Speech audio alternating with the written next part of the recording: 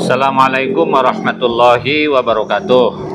Apa kabarnya keluarga besar Sobat Ngarit Nusantara? Mudah-mudahan sehat selalu, mudah rezeki, umur panjang, amin. Ini saya ingin mengucapkan selamat dan sukses Kopdar Sobat Ngarit di Jombang beberapa waktu yang lalu.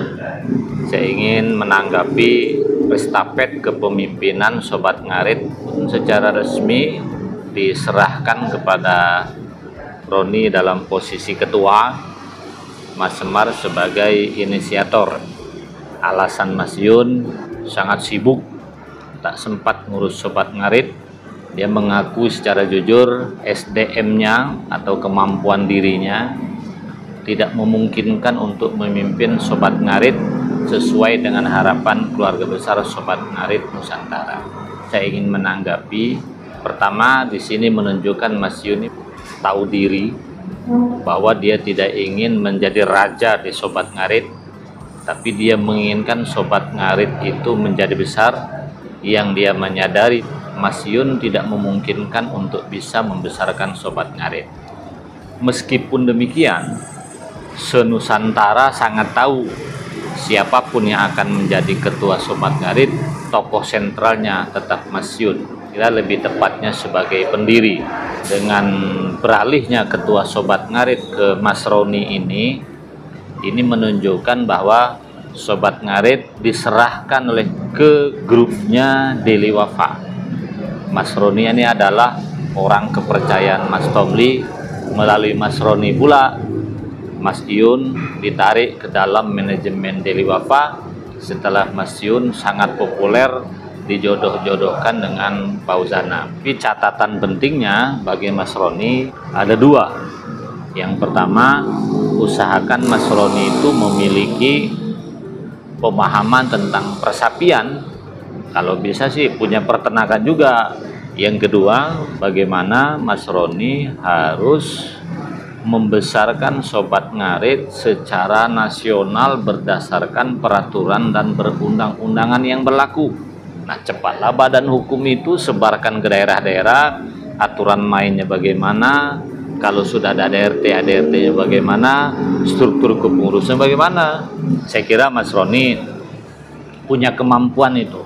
Di belakangnya juga ada Mas Semar yang saya lihat juga memiliki kekuatan sebagaimana Semar, yang kebapaan, yang bijak, yang spiritualnya tinggi. Menurut saya duet Mas Semar dengan Mas Roni itu sudah sangat tepat. Mohon kepada Mas Roni, kalau sudah menjadi ketua Sobat Ngarit Nusantara, kata-kata, nada bicara sudah mulai diatur. Jangan sampai satu ada kata-kata yang kotor, jorok, kemudian ada kata-kata yang kira-kira menyakitkan orang lah. Jenengan wis dadi wong tuwa, ndak boleh lagi ketika PKPK guyon-guyon yang kira-kira berlebihan, yang mengakibatkan citra Sobat Ngarit Nusantara. Harapan saya, mohon maaf Mas, kalau bisa sampean juga pakaian menutup aurat lah, seperti Mbak Aris, calon istri Mas Roni, karena sampai jadi wong tua. Teman-teman Sobat Ngarit Nusantara, kita wajib menghormati keputusan Mas Yun itu.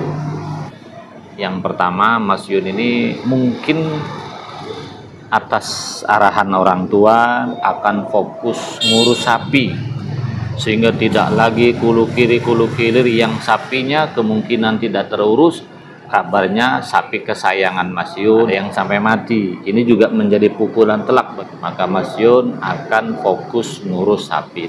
Dan juga ada kemungkinan Mas Yun akan melepas masa lajangnya, akan segera menikah. Inilah yang menimbulkan tanda tanya, akan menikah dengan siapa? Seharusnya kalau Mas Yun nikahnya tetap di Jawa, tak perlulah pula meninggalkan Sobat Ngarit. Kemungkinan akan menikah dengan orang Kalimantan, mungkin akan menikah dengan orang Sulawesi, juga akan menikah dengan Dinda Fauzana, kan? Kita nggak tahu. Kan pasca Mas Yun terputus dengan Aulia Rahmi, kan netizen kembali menjodoh-jodohkan Mas Yun itu dengan Fauzana. Kalau Fauzana juga kelihatannya kalau nikah dengan siapapun maka laki-lakinya harus pergi ke Padang, ya wajar-wajar saja. Karena dalam budaya Pariaman, perempuan mengambil laki-laki. Fauzana juga sudah sangat siap, rumah sudah punya, segalanya sudah punya. Itu juga mungkin yang ada di kepala Mas Yun, melepas ketua Sobat Ngarit yang sebagian besar berbasis di Jawa Timur, karena beliau akan menjadi kepala rumah tangga. Tapi intinya dengan nikah dengan siapapun harus kita dukung. Sebelumnya Mas Yun juga sudah ngomong, jangan jodoh-jodohkan lagi saya dengan siapapun. Oleh karena itu, mari kita dukung Mas Yun ini. Ada dua dugaan saya. Dia sudah punya pasangan yang fix A1. Jadi tak mau lagi dia dijodoh-jodohkan, khawatir pasangannya lari. Yang kedua, Mas Yun itu dapat arahan dari Wafa karena Mas Yun ini menjadi kepercayaan Mas Tomli untuk mencari jaringan baru. Kalau gara-gara dijodohkan batal, jaringan barunya putus. Sobat Ngarit ini butuh dana besar agar kita tetap eksis secara nasional dan berbagai macam kegiatan. Kemudian begini kawan-kawannya, SDM yang dianggap Mas Yun itu menurut saya bukan Mas Yun ini orang tak berpendidikan. Mas Yun ini merasa tidak pede sebenarnya. Mengapa? Catat nih baik-baik. Orang kalau pernah mati suri atau koma lama, mental petarungnya itu kurang. Jiwa kepemimpinnya itu banyak lemah. Ciri wong Jawa ngalahan. Ini ketika desakan dari berbagai macam pihak, dia lebih bagus mundur. Jadi intinya orang kalau sudah pernah mati suri, apalagi sampai 2 bulan katanya, kelemahannya di mana?